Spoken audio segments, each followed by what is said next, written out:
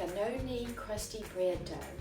And the wonderful thing about this bread dough is that it can be made in advance, stored in the refrigerator for up to a week, and it makes about 4 loaves of bread. You're going to add your dry ingredients and then add your water. You're going to stir it or use your stand mixer until a dough forms. It doesn't take very long at all. Then you're going to cover it and let it rise for 2 hours. You're going to refrigerate it for 2 hours. And then you're going to be able to remove the dough and shape it however you like, in a round or a loaf. And you're going to bake it at 450 degrees for about 25 to 30 minutes. Okay, so let's get started with making this bread. You do not need a stand mixer. You can mix everything together in a large bowl and just stir, stir, stir. And you can just very gently stir these dry ingredients together with a spoon. Some people use a whisk. And just add this to a larger mixing bowl, or you can start out with a large bowl. So I'm going to just start pouring this warm water in here.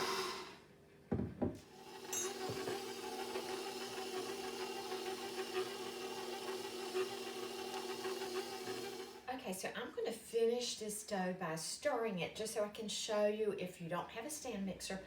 This dough is really very sticky and coming together. And all you want to do, if you're stirring this, just stir it until all the flour has soaked up the liquid. You don't need to stir this till it's smooth. It's going to have some lumps in there. That's perfectly fine. And it's very, very sticky. So what's going to happen next is we're going to cover this bowl and let this rise for about 2 hours at room temperature. Room temperature, what we mean by that is usually about 68 degrees. I'm going to first transfer it into this larger bowl, glass bowl here. And I'm going to do that because I like to put this dough into a bowl that has been oiled or greased a little. I just find it so much easier to handle, and this nice little Pyrex bowl here comes with a lid, which makes it very nice for storing the dough in the refrigerator. This dough is going to rise quite a bit, and I like to put a little oil on the lid, so it, being a sticky dough, is going to stick if I don't otherwise, and that way I can just handle this dough, getting it in and out of this bowl so much easier. All right, so we have a glass bowl that's been oiled, and it needs to be a large bowl because this dough is going to rise considerably. I just take a plastic spatula and just take this dough out of here. And you see how sticky that is. Oh, it is going to make some dynamite bread. I just really, really encourage you to make this bread. Okay, so the dough has been sitting for just a little over an hour rising. I'm going to take the lid off and let's take a look at it. And it has risen, more than doubled in size, and it was actually touching the top of the lid, so that's why it's important to oil the top. I'm going to recover it and let it sit for another 45 minutes or so. There's no hard and fast rules about how long it's going to take for it to rise. It all depends on temperature. But what we want to see are a few more gluten strands forming, and I'll show you what that looks like in about 45 minutes. Right now, if you look close to the bowl and the structure, there's lots of holes in the dough, or bubbles. So I'm going to let it sit just a little longer because I want to see a little more of the elasticy gluten strands forming. And then, okay, the dough has risen now for 2 hours. And you can see that the lid is puffing up a little bit off the bowl, and that's because the dough has risen so much.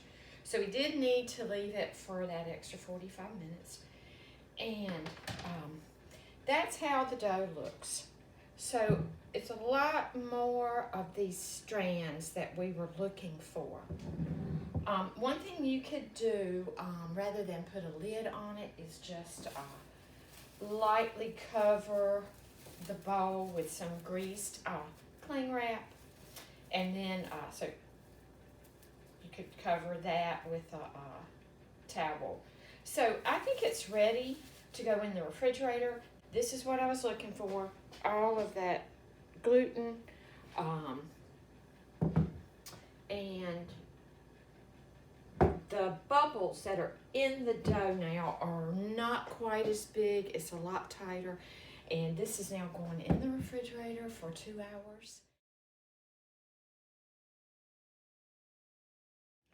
So what you want to do is grab a hunk out of this bowl, about the size of a grapefruit.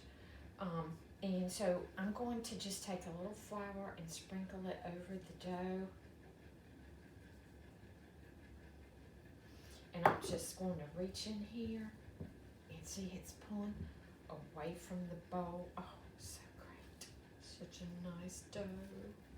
Such a beautiful dough. And it's just so stretchy. So let's just look at it up close. And just going to pull this piece off of there. And you see this is just about the size of a softball. And I'm going to sprinkle just a little more flour on there. Get my hands floured. Always got to flour your hands. And I just kind of take my fingertips and just push it out a little like that.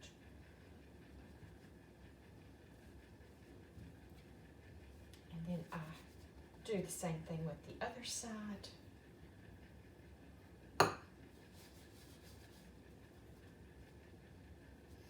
And you're just going to shape it.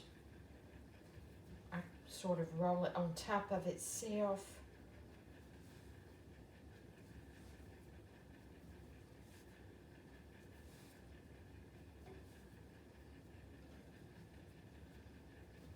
And that's a basic round shape. It's that's going to make kind of a small loaf.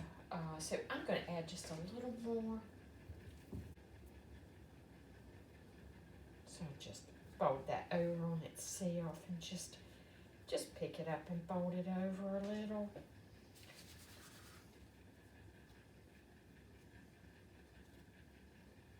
This doesn't have to look any particular way. I'm just going to make a round loaf today.